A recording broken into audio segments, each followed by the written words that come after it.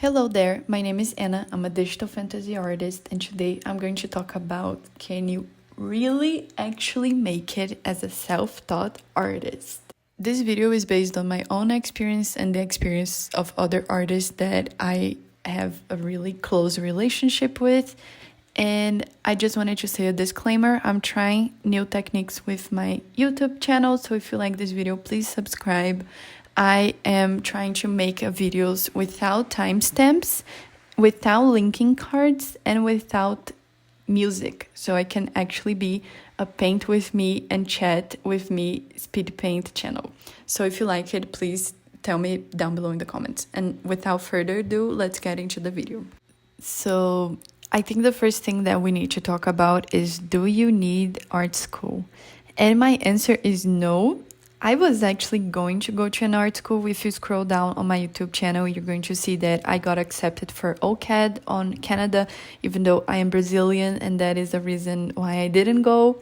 But I believe that being a part-time artist today, it honestly would have made it harder for me to get where I am today if I had gone to an art school. If you know about me as well, I am on a public university in Brazil, but it's not digital art related. It is art related, but not digital art, and I don't really think it helped me grow my business as a digital artist. So again, my answer in my experience is no. And more often than not, an art school is going to give you contacts, but it's going to take all the time you could be making your own art and making your portfolio and the art that you really love away from you, and is going to make you make the art that they want you to make, and you're going to have less time to grow your side hustle and side business. So I do not think you need art school, and I think it only makes you more late in this game of being a freelancer. The next thing that we need to talk about is what defines a self-taught artist, because I feel like we're all kind of self-taught, and even if you have some sort of degree, I think art is one of those specific professions that it's not like it can be actually taught. Sometimes art, it just comes from your own style and your own experiences. It isn't something that you can take a course and suddenly you're the artist that you ever wanted to be, you know?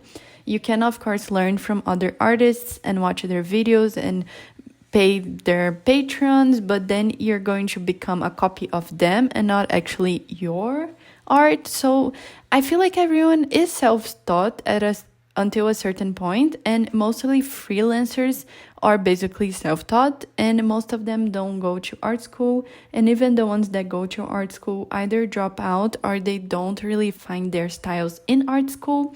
They actually find their styles when they are alone and making their own business and making the art that they actually like.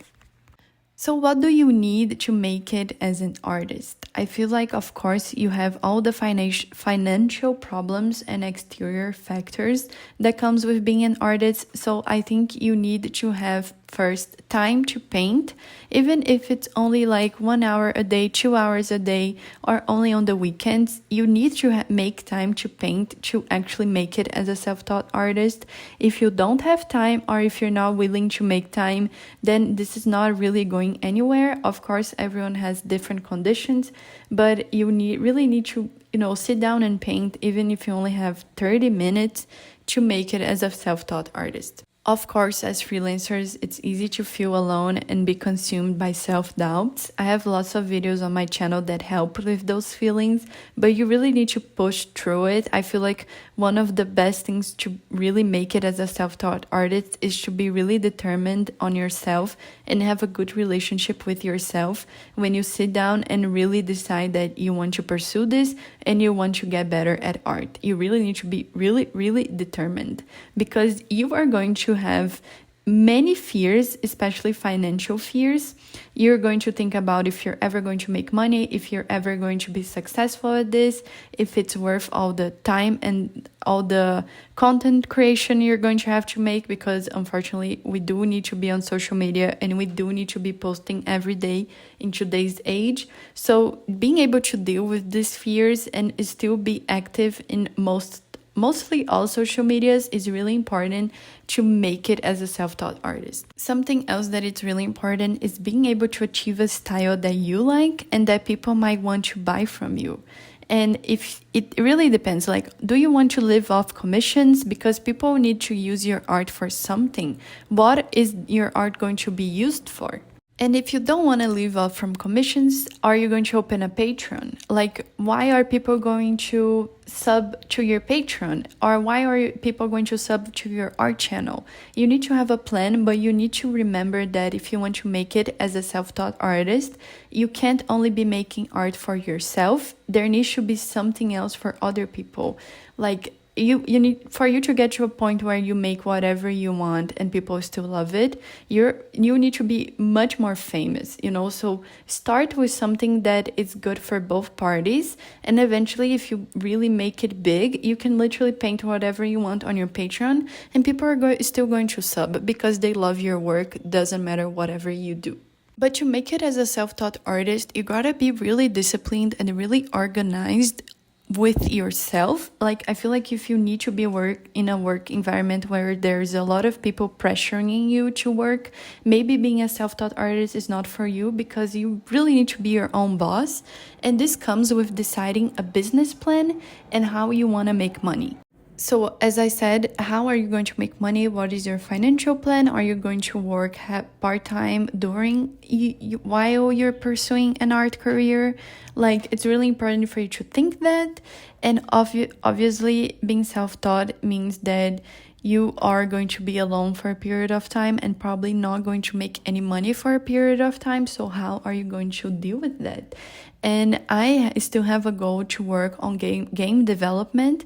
And even though it would have been better if I went to art school, I do still think that being self-taught is great. If you have a really strong portfolio, it can get you basically anywhere. Like, for our career, people look more at experiences and like where you worked at, and less about where you went to university. So don't be sad if you are self-taught and don't have a degree in art. Obviously, it's easier to have a degree. You have more contacts, you have more job applications, but you can still make it as a self-taught artist even not having an education in art, if you are honestly organized and determined enough to do so, and you have a really good business plan. But all this to say that you can definitely make it as a self-taught artist, and most freelancers are actually self-taught.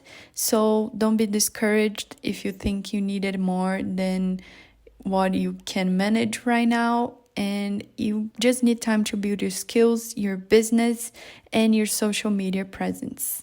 And of course, think about financial security. If you need a part-time job, go get it as well. And that's basically it. Please tell me down in the comments below if you're looking to be a full-time artist. Here's the final piece for this speed paint. I hope you guys liked her, and I hope to see you in the next video, and I hope you like this video. See you in the next one. Bye.